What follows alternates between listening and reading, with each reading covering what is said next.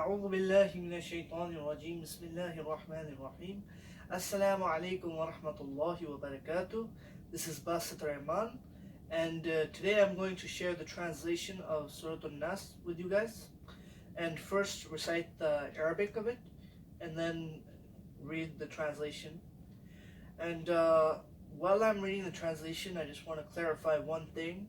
Within the translation, sometimes the authors, they use some brackets in between so that they can help us understand the words that are in the ayat, but those are still separate from the word of Allah, but they're saying that this is what Allah is implying in this ayat. So when I'm going to be reading the surah, there are going to be places like that.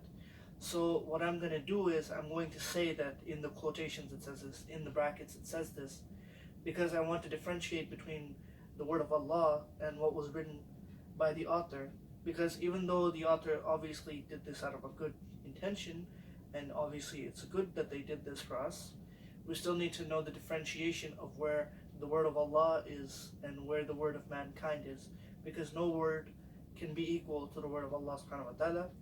With that being said, let's start with Surah Nas.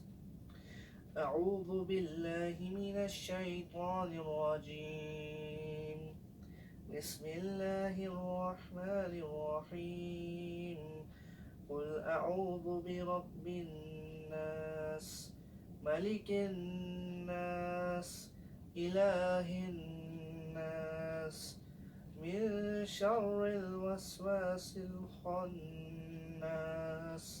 الذي يوسوس في صدور الناس من الجنة والناس.